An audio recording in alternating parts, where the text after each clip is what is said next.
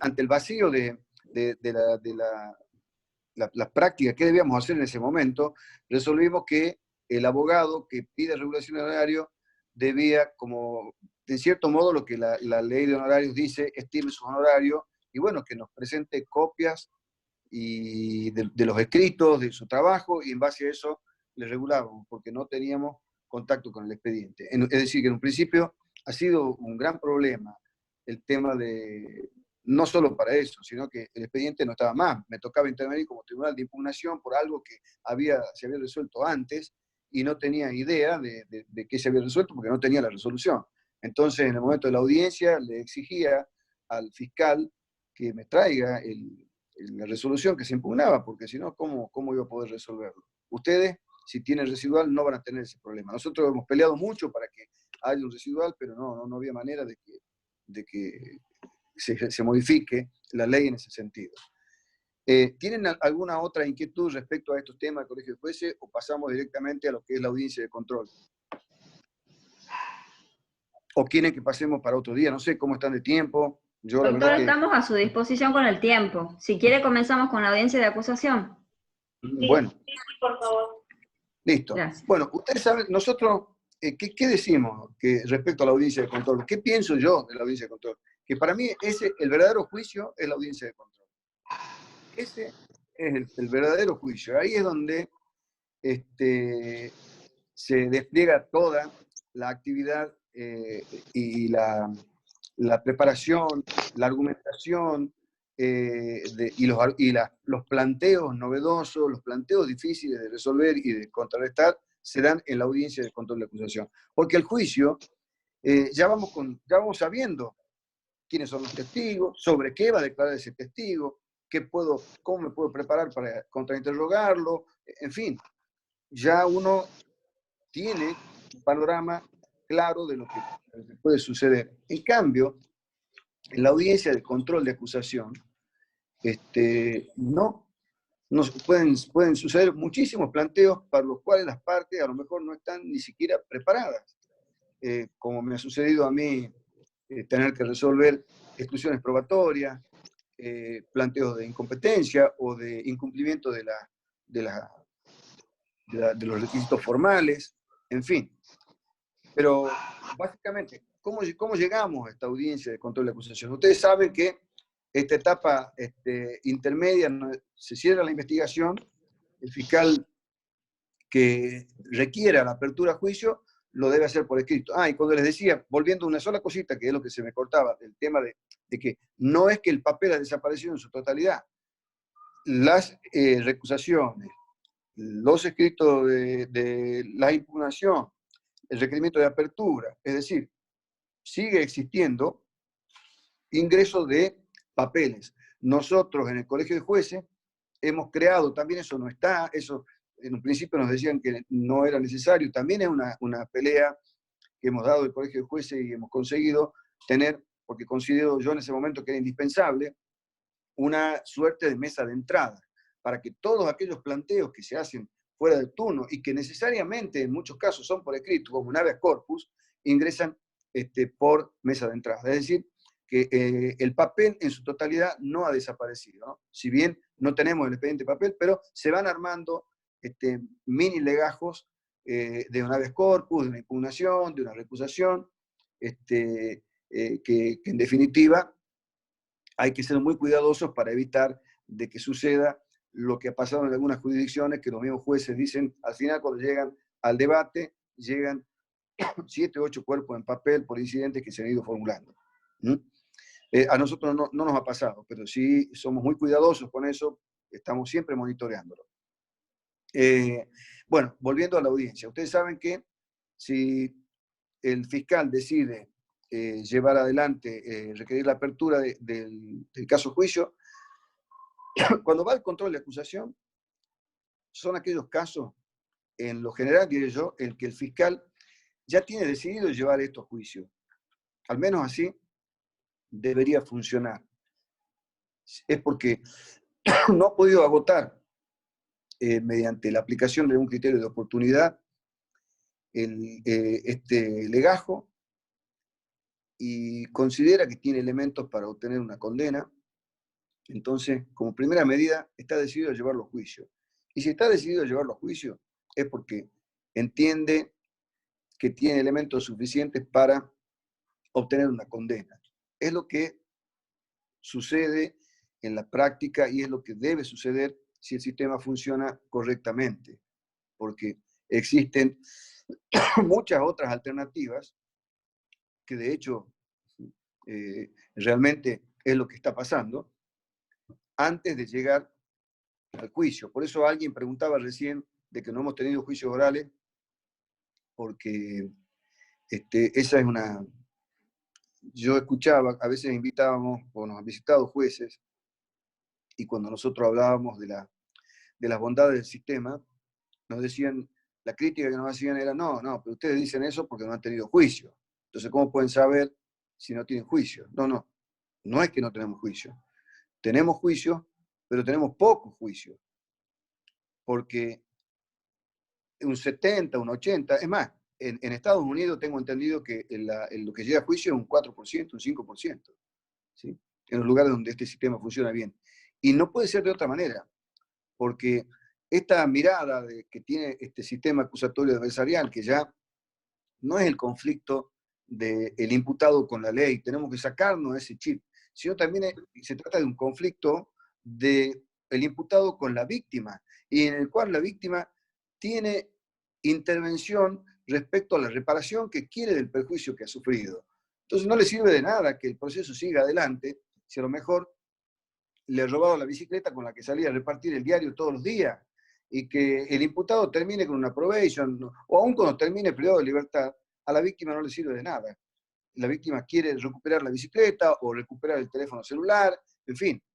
En estos delitos en los cuales es posible la aplicación de un criterio de oportunidad, uno nota en la audiencia donde se produce la conciliación o la salida alternativa, de que la gente se va satisfecha en cuanto a su pretensión. Ya me sucedía a mí en la sala que me decían, no quiero saber nada, yo comería juicio a la víctima, no querían ni de testigos, no querían saber nada, porque significaba volver a tribunales. En cambio ahora, la salida alternativa, muchas se producen en el ámbito del Ministerio Público. Ustedes saben que el código faculta que esto se haga en el ámbito del Ministerio Público y que llega al juez ya con el acuerdo producido, al pedido de sobreseimiento, porque si no, tal vez nosotros ni nos enteraríamos si no fuera que se tiene que producir sobreseimiento.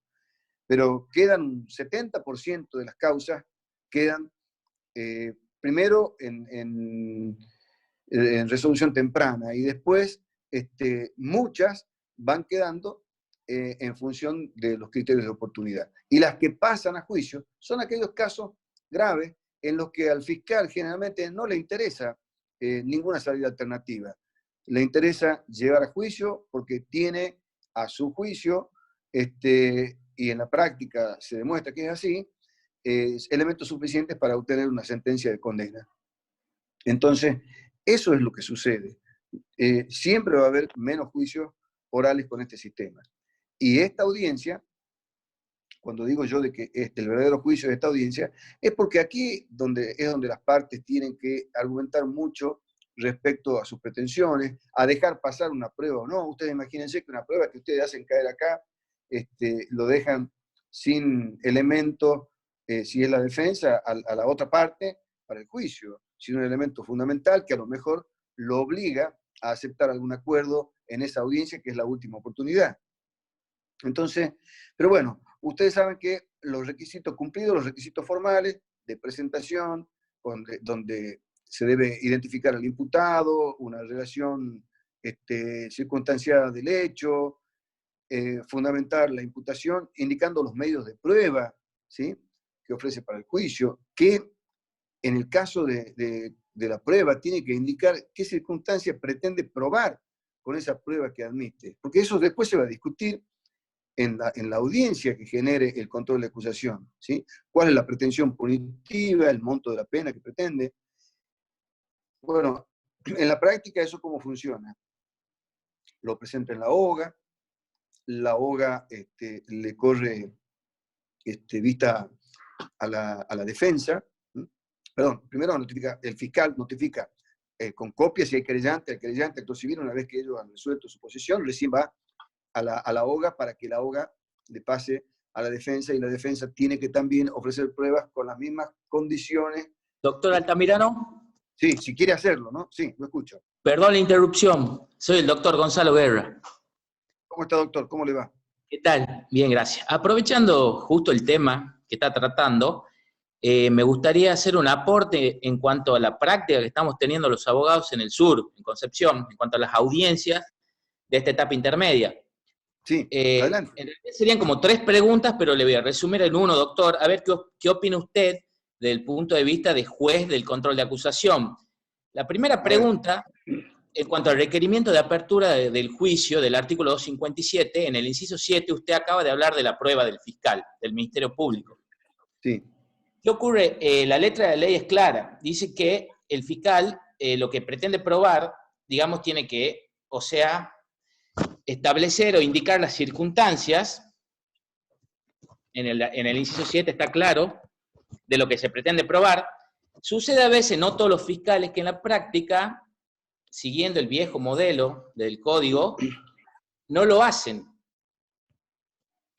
O sea, no se ciñen a la letra de la ley. Esa es mi primera pregunta. Sí. Bien, más teniendo en cuenta lo que se Sí. estableció por la Corte Suprema en el caso Rodas Ignacio, que no es facultad de los jueces mejorar, digamos, las estrategias o las técnicas que tiene el Ministerio Público o sufrir las deficiencias. La segunda, en esta etapa intermedia también de control de acusación, me pasó en una causa que luego de que el fiscal, en el inciso 6 del mismo artículo, establezca cuál es la pretensión punitiva provisoria, concretando el monto de la pena, la querella, la acusación privada, en el artículo 258 también es claro que le dice o se adhiere a la acusación del fiscal o presenta otro requerimiento propio. ¿Qué hizo la querella? Dijo, me adhiero plenamente, pero difiero en el monto de la pena y en la forma también de la concreción, diciendo que pedía efectiva y el Ministerio Público pedía una modalidad que era condicional. Y la tercera y última, doctor, es en el caso de que hasta esta etapa intermedia se nos habilita a los abogados a solicitar un procedimiento abreviado o una suspensión de un juicio a prueba. Es como que se establece una etapa de preclusión procesal, pero teniendo en cuenta, buscando conciliar el principio pro homine, especialmente con lo resuelto por la Cámara de Casación Penal de la Sala Tercera, con el voto de la doctora Ángela Ledesma, en el legajo penal Arias Víctor G., que se dijo que no se puede rechazar por extemporáneo el pedido de suspensión de juicio de prueba. Teniendo en cuenta el principio promine, bueno, en el caso la defensa había solicitado la suspensión de juicio de prueba. ¿Qué es lo que puede pasar? Que asumamos la defensa luego de la etapa intermedia y podemos haber estado en presencia de una defensa técnica ineficaz. Mire, yo le voy a contestar porque sobre las tres situaciones que usted plantea, yo he tenido, ya me he pronunciado. Entonces, mi respuesta, usted tenga en cuenta que yo le dije que las decisiones que tomamos los jueces son de manera independiente. Nosotros no hablamos, no inclinamos en las reuniones del colegio de jueces este tipo de decisiones, porque ya en un principio nos pasaba, queríamos discutir esto y veíamos que cada uno tenía un criterio distinto y muy sustentado, entonces terminamos peleados. Decidimos que cada uno resuelva las cuestiones jurídicas como lo considere y lo fundamente.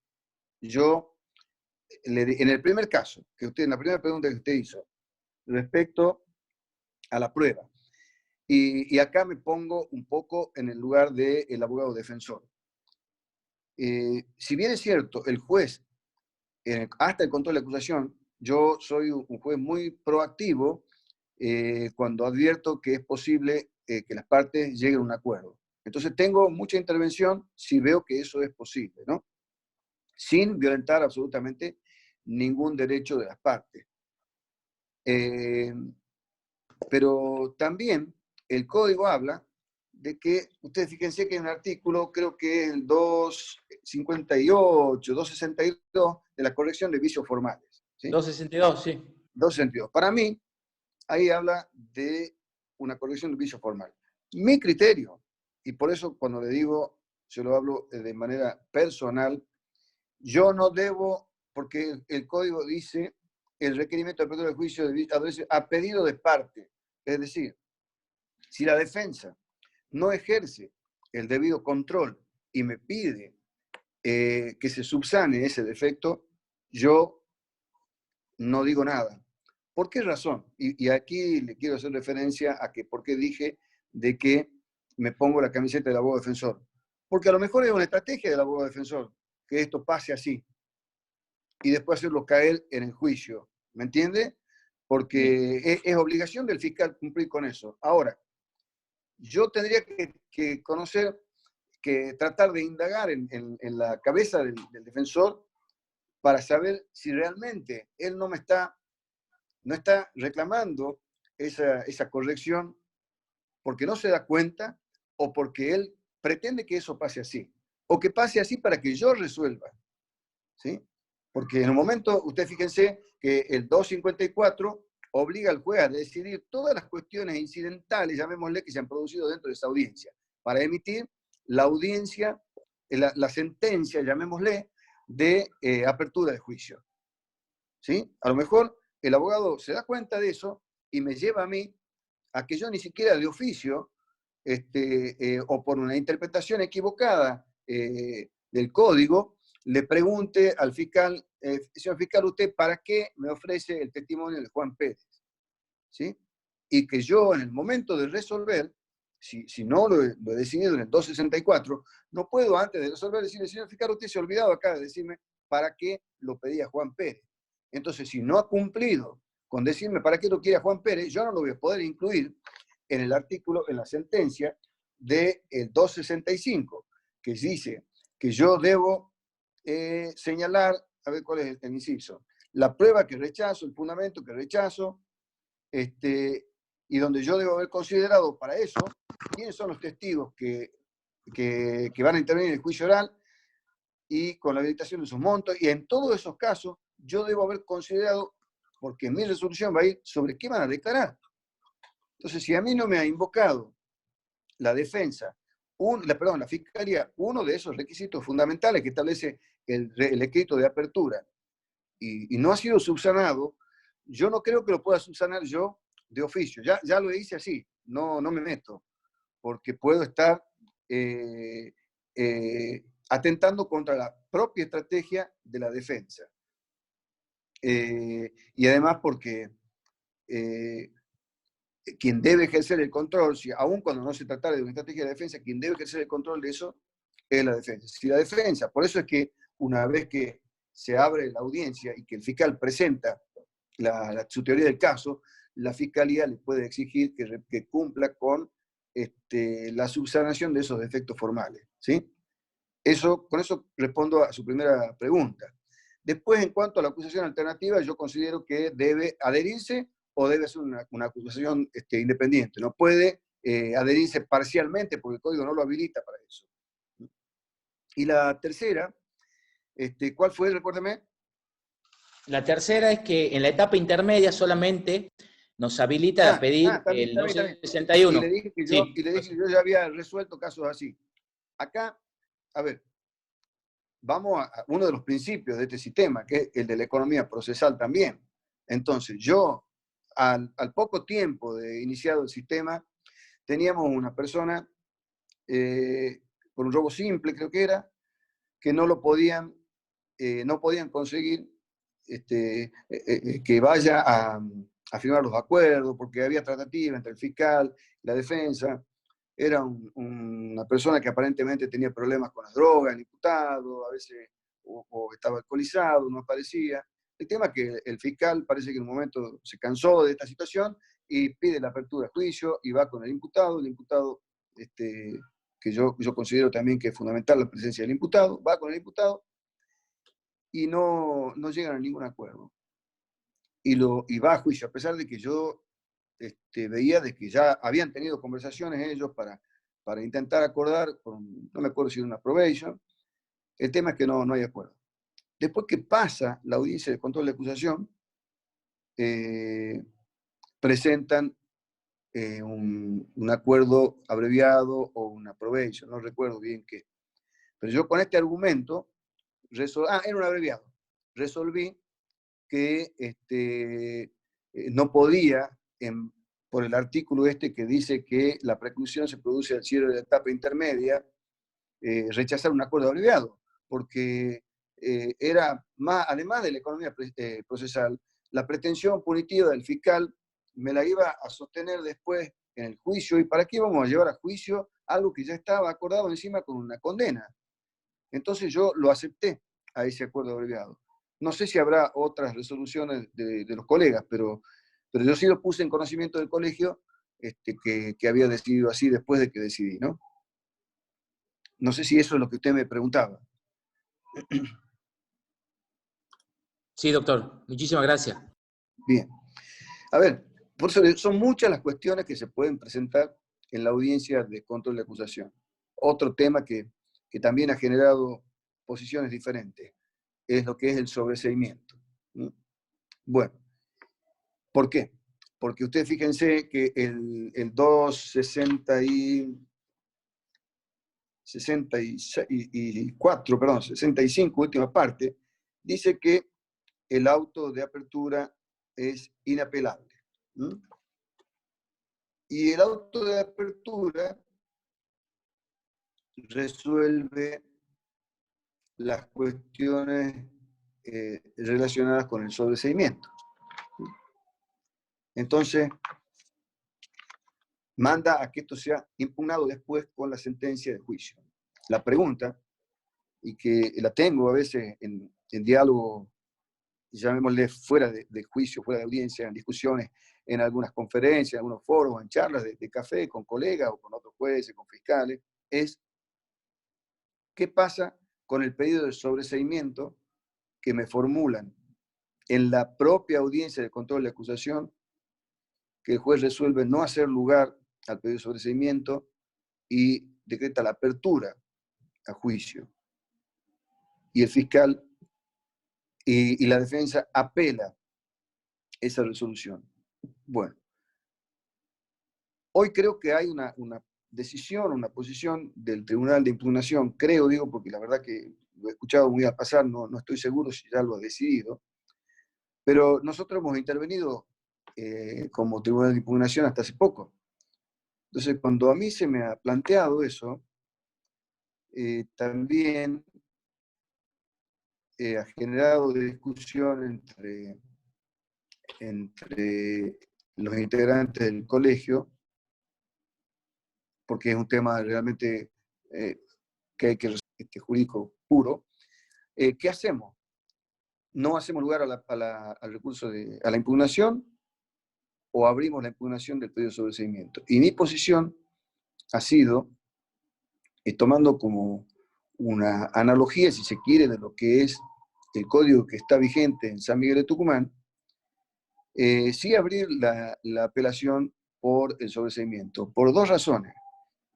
Primero porque ustedes fíjense que el código, si bien el requerimiento de apertura o el auto de elevación a juicio no es apelable en el código que rige en San Miguel de Tucumán, pero sí es apelable la denegación del sobreseimiento. Y aún cuando se resuelven en el mismo acto, porque muchas veces el abogado, cuando le corre en vista del requerimiento de elevación a juicio, impugna el requerimiento y pide el sobreseimiento. Y en la misma resolución, similar a esta, el juez resuelve no hacer lugar a la impugnación, eleva a juicio y no hace lugar al pedido de sobreseimiento. Y el abogado defensor puede impugnar ese pedido de sobreseimiento y se le da trámite. Entonces, con una aplicación similar, yo ya había resuelto de que sí, que efectivamente se debía dar trámite al pedido de sobreseimiento, y creo que la mayoría del colegio, si mal no recuerdo, lo aceptaron a este criterio, la mayoría de los integrantes, porque fue motivo de discusión y los puntos de vista de la mayoría terminaron, incluso aquellos que pensaban que no, creo que terminaron convencidos de que era posible aceptar este pedido de sobreseimiento y darle trámite a la apelación. Y además, porque el código vigente en Concepción expresamente establece que el sobreseimiento es materia de impugnación. Entonces, si yo puedo apelar el sobreseimiento, ¿qué sentido tiene que recién lo vayan a resolver allá al final con la sentencia de debate? Que es lo que de alguna manera a lo que nos llevaría si la resolución de la audiencia de control, es decir, que resuelve la apertura, es la que resuelve el pedido de sobreseimiento y como forma parte del mismo auto, es inapelable. Entonces, ¿cómo va a operar la apelación del sobreseimiento? Si a lo mejor yo hasta la audiencia de control de acusación no tengo elementos para plantear un sobreseimiento, pero los tengo recién cuando ya se ha dictado el requerimiento de apertura y yo, abogado defensor, tengo ya reunidos los elementos para pedir el sobreseimiento. Y si no me hace lugar, voy a tener que ir a juicio lo mismo, según el criterio distinto doctor, al que una yo le he pregunta. señalado. Sí. Sí, termine la frase y le hago la pregunta, doctor. Claro, según el criterio que yo he sustentado, deberíamos ir a juicio lo mismo. Y para mí no es así. Lo escucho, doctor. No, la pregunta es respecto, en el punto del sobreseimiento, la reforma esta que se hizo en la 91-76, respecto de cuando le llegan a su consideración ya los convenios con la extinción de la acción otorgada por el Ministerio Público Fiscal. No, yo no. Tengo La entendido extinción que es del juez. Mi hubo algunos criterio es que la planteos, extinción es del algunas juez. decisiones sobre inaplicabilidad de el artículo 31. No sé cuál es Exactamente. el criterio. Y que la extinción de la acción no es facultad del fiscal. Más allá de que la ley lo manifiesta así, el Código Penal no, sí aceptamos el acuerdo. Él nos plantea la extinción y nosotros vamos, y tiene que venir a nosotros con el sobreseimiento, porque cuando pide la extinción, tiene que pedir el sobreseimiento. Es obligación del fiscal pedir el sobreseimiento. Porque si no, ¿qué pasaría, doctor? Este era el planteo. A ver, se hace todo en el ámbito de la fiscalía. El fiscal aplica el criterio de oportunidad, el fiscal extingue la acción, y ¿cuándo se entera el imputado? Porque no todos los imputados tienen abogado defensor y no todos los que están en la defensa pública pueden pretender que la defensa pública que tiene cientos de imputados tenga un control. Entonces, cuando dentro de 5 años, 6 años, se quiere ir de vacaciones a Brasil, cuando esté cruzando la frontera, como me sucedía a mí con algunos clientes cuando era abogado, se daba con que tenía un proceso pendiente y en pleno mes de Yendo enero a Camboriú, seguramente. fiscales, jueces, para que ese tipo no quede privado de libertad en la frontera con toda su familia. Entonces, si extingue la acción, tiene que ir al juez y tiene que pedir el sobreseimiento. Porque si no, queda en la nada. Queda en nebulosa. Opino, No sabemos doctor, qué que la pasó. gravedad, me permito opinar, doctor, que la gravedad de esa reforma de la 91-71 lo que hace es excluir al juez natural, No. primero, en la homologación del convenio, y segundo, en la toma de decisión de la extinción de la acción, que es eminentemente jurisdiccional. No, pero en mi caso, y yo Como creo que varios fundamento jueces de... ya no lo hemos Entiéndeme eso. permitido. En principio, nomás cuando venían con eso, no, porque estas cosas que yo les cuento son cosas que a mí me han pasado, me han sucedido como abogado ejerciendo, de decirle, a ver, estoy en el mes de enero yéndome de vacaciones y me habla un amigo diciéndome, doctor, estoy preso con toda mi familia, acá en la frontera me tiene gendarmería, en la Bernardo frontera de de Irigoyen. Brasil. Claro, ¿y por qué motivo? Y porque no sé, de una causa, y resulta que es porque nunca, y si antes que tenían la obligación, porque decía, ofíciese, no oficiaban, imagínense ustedes si podemos correr el riesgo de que la extinga el fiscal y quede ahí sin el pedido de sobreseimiento, a lo mejor una orden de captura, ese tipo en algún momento se va a encontrar con este problema. Entonces, más allá de que no es una facultad del fiscal, eso primero que todo, y que corresponde al juez, porque las decisiones jurisdiccionales las toma el juez, no el fiscal, pero eso ya ha quedado claro, al menos en el Colegio del Sur. Eso ha sido una discusión al principio, que decíamos algunos, no, el fiscal extinga a usted. Y acá va a ser no. el inconveniente. acá va a ser el inconveniente con las 4.500 causas que han resuelto a nivel de fiscalías respecto de los incumplimientos de cuarentena. Es un comentario y el tiempo me dará o no la razón. Gracias, doctor. Probablemente. Probablemente. Mire, también otra cuestión ahí que le traigo a colación. Cuando yo les digo, no hay que tenerle, esto volviendo al comienzo, ¿no? Que no hay que tenerle miedo, siempre digo yo, a este sistema o a lo que pudiera pasar. Nosotros, los jueces, nos preparamos mucho para los planteos de nulidad. Francamente, en lo personal, yo esperaba, la verdad que había estudiado mucho para resolver, para ver cómo resolvía los planteos del juez natural.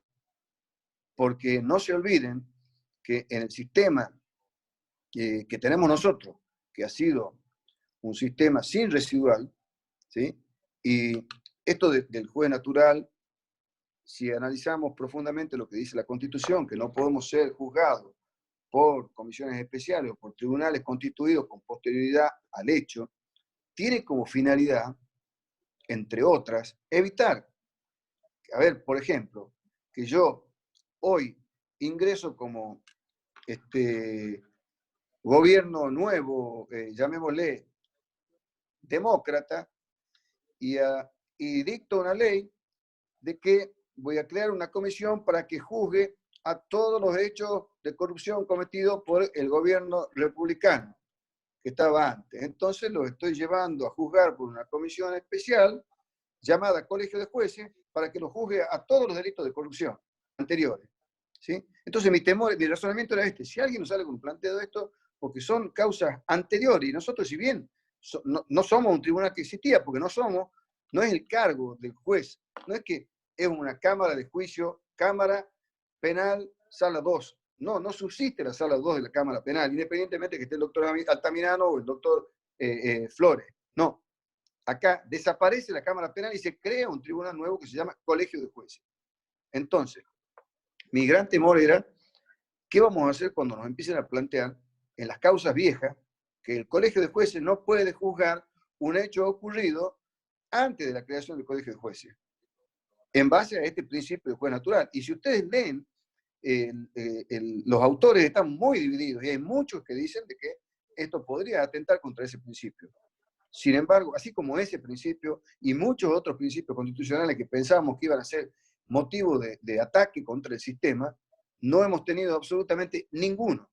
Ni uno. Yo no les puedo decir que hemos tenido que resolver un planteo de inconstitucionalidad del código. Creo que en la provincia hubo uno solo del doctor Brito, que fue a la Cámara Contenciosa y creo que se terminó rechazando.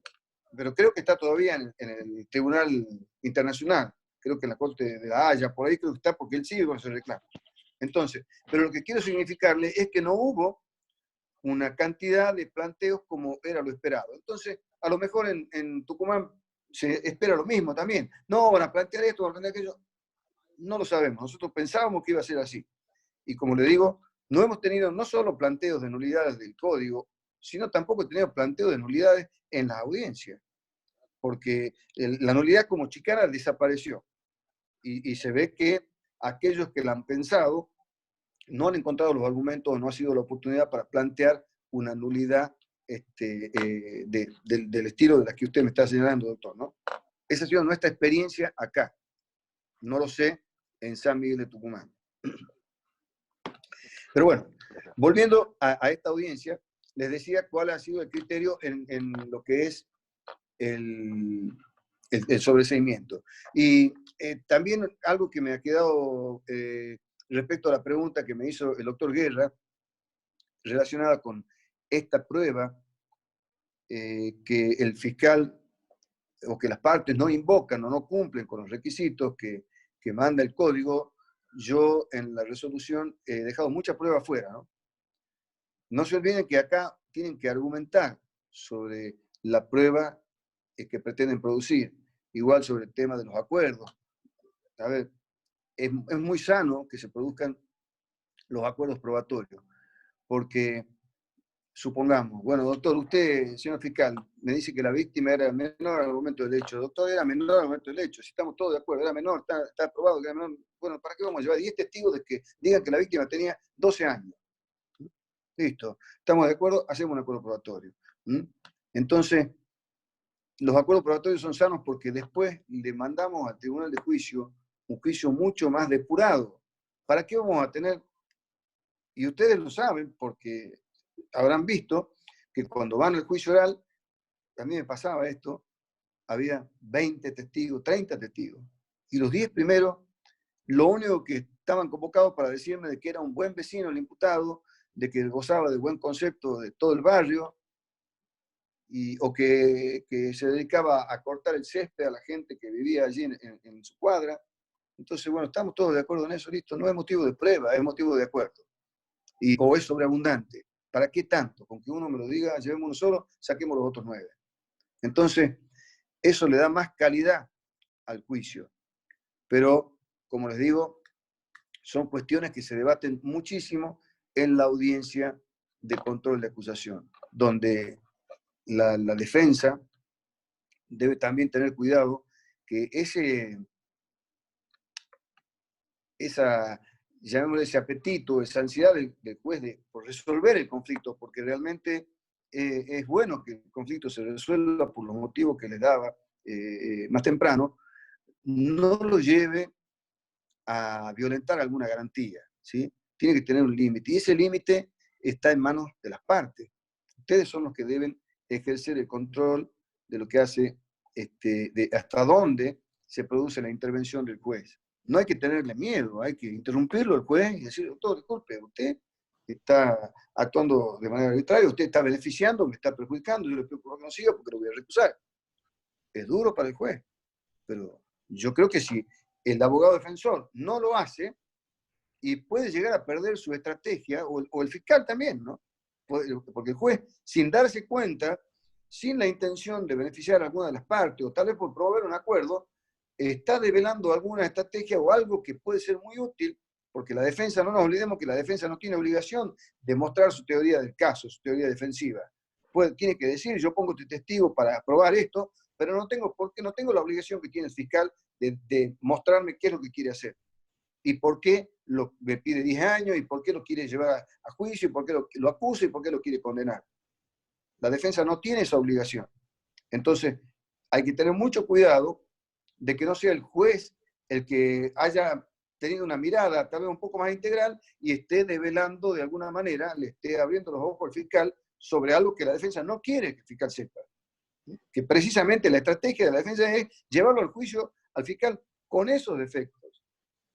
Doctor, Sí. disculpe, ya queda 1 minuto de tiempo. No queremos quitarle toda... Bueno, yo, agradecerle muchamente por su presencia y bueno, comprometerlo para futuras charlas. En nombre de Penalistas Tucumán, muchísimas gracias. Y bueno, simplemente eso. Bien. Bueno, para mí, gracias a ustedes, para mí es un gusto. Yo, como les digo, si les puedo ser útil en buena hora, porque vengo del ejercicio, de la actividad privada, y sé las sensaciones que uno tiene del otro lado, sé lo difícil que nos resulta a veces cuando estamos del otro lado del mostrador, a veces no nos sentimos escuchados, no sentimos que muchas veces yo conozco las quejas de los abogados, no quiero hablar demasiado al respecto, pero las conozco. Y este sistema les permite a ustedes trabajar de otra manera y controlar mucho más la actividad del fiscal, la actividad del juez, y ejercer con mayor plenitud el derecho de defensa. Para mí, reitero, ha sido un gusto. Yo estoy abierto cuando a ustedes les interese, me convocan y allí estaré, porque la verdad que entiendo que la mejor manera